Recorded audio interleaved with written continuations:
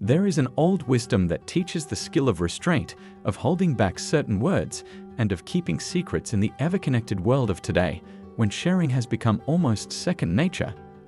The Stoic philosophy's teachings on the importance of discretion and stillness are explored in this day and age. The Stoics provide us insights into why sometimes saying nothing at all is the most impactful thing we can say, with their emphasis on virtue, self-control, and inner peace. We'll learn the importance of knowing what to share and what to keep close to our chest as we explore this subject, as well as how this practice can lead to a more contented and genuine life. Learn about the 11 topics that the Stoics would prefer not to share with others by sticking with me all the way through. Avoid discussing your accomplishments in number 1. There is a certain power and beauty in choosing not to talk about one's accomplishments in today's world, where self-promotion and personal branding seem to be the standard. Excessive boasting or self-centeredness might be conveyed when we talk about our achievements. This can make people around us uncomfortable. Although it's normal to feel proud of our accomplishments and want to share them, doing so constantly might create an atmosphere where conversations turn into competitions. It has the power to obscure others' emotions and make them feel as though their achievements pale in comparison. Additionally, repeatedly discussing accomplishments might lead to inflated expectations. People could start to expect you to always be at the top, leaving little tolerance for mistakes or failure if they constantly hear about your successes. Making one feel as though they are constantly being watched, this can create excessive pressure and tension. On the other hand, when we let our actions speak louder than our words, we create room for genuine appreciation and recognition. The acknowledgement feels more genuine when others discover or acknowledge our accomplishments without asking. Additionally, it permits natural conversations in which others can ask genuine questions and learn about our experiences without feeling dominated. 2. Avoid bringing up unresolved difficult issues. There is wisdom in choosing to refrain from bringing up unsolved issues in the complex web of human interactions. Investigating unsolved matters can increase stress, distort views, and lead to needless conflict, particularly when done in inappropriate situations or with others who are not directly involved. Moreover, discussing such issues without coming to a conclusion or having a clear understanding might lead to false information and add to the complexity rather than the clarity. The duality of control, focusing on what we can control and accepting what we cannot, is one of the basic teachings of the Stoic philosophy. We run the risk of being overwhelmed by things outside of our immediate control by constantly bringing up unresolved issues. The importance of maintaining inner peace and composure is emphasized by Stoic philosophers such as Epictetus and Marcus Aurelius. Conversations about unsolved issues might disturb this inner peace and lead us further away from Stoic principles. The Stoics also believed that one should act with reason and purpose. Discussing unresolved issues without a clear goal in mind, such as to find a solution or understand them, can be viewed as an exercise in futility and a departure from the Stoic path of difficult action.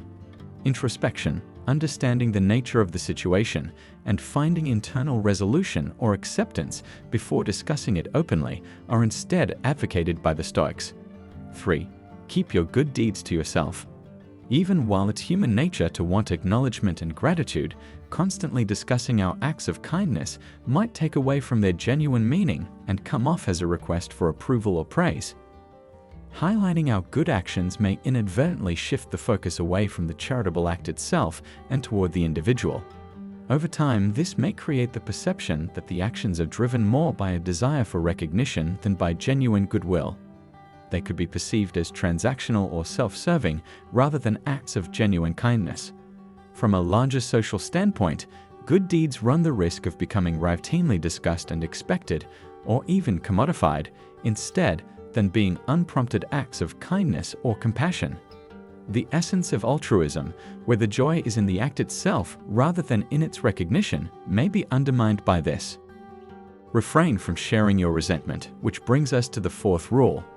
There is a subtle yet potent strength in choosing to refrain from sharing our resentment in the interrelated world of human connections and social interactions. Sharing our feelings and experiences is an essential component of successful communication, but doing so can frequently lead to more harm than good. We can cloud our judgment, damage our relationships, and amplify negative emotions by airing every grudge or resentment, especially when done carelessly. We run the risk of misunderstanding, worsening conflict, or being perceived as always negative when we share our resentment.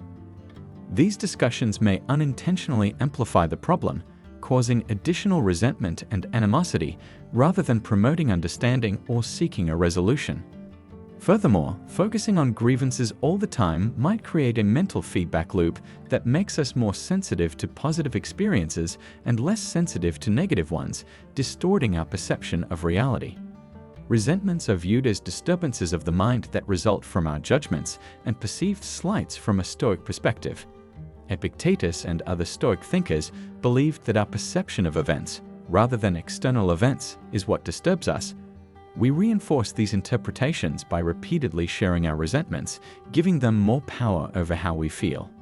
5. Don't share your dreams with anyone. There's a certain mystique associated with choosing to keep your dreams to yourself when navigating the path of dreams and dreams. In essence, dreams are very personal ideas of ourselves that we aspire to be or accomplish. There are instances when keeping them close can prove to be more beneficial than sharing them with the world, which might feel like a way to get approval or support. When we talk about our dreams honestly, they are exposed to a range of reactions, from support and encouragement to doubt and skepticism. Positive reinforcement can be inspiring, but negative or dismissive responses can lower our spirits and cast doubt on our goals, especially if these dreams are still in the early stages. External opinions might readily sway them, making them vulnerable. Even before any true progress is accomplished, prematurely discussing dreams can create a sense of accomplishment. Talking about a goal can lead to an early sense of completion in psychology, which can lessen the drive to really act on it. We ensure that our motivation remains internal, driven by genuine enthusiasm rather than external validation, by keeping our dreams private. Don't reveal your following steps in Step 6. Choosing not to reveal your next steps is a proverbial wisdom found in the strategic game of life, where every action can shape our future. Keeping our plans close to our chest can be a useful tool in ensuring the effectiveness and integrity of our actions as we follow our courses, pursue our goals, and navigate our path. Disclosing our next course of action can frequently make us susceptible to external opinions and influences. Whether intentionally or not, these external voices have the power to plant doubt in our minds, leading us astray or impairing the clarity of our vision. The act of keeping our plans secret enables us to maintain our resolve, ensuring that our choices are based on our own insights and convictions rather than the clamor of outside perspectives. Not revealing our next steps can also provide a competitive edge in a world where competition might be intense. Keeping our strategies secret guarantees that they remain original and pure, allowing us to preserve an advantage, whether in business, academia, or other personal endeavors. 7. Keep your doubts and uncertainties to yourself.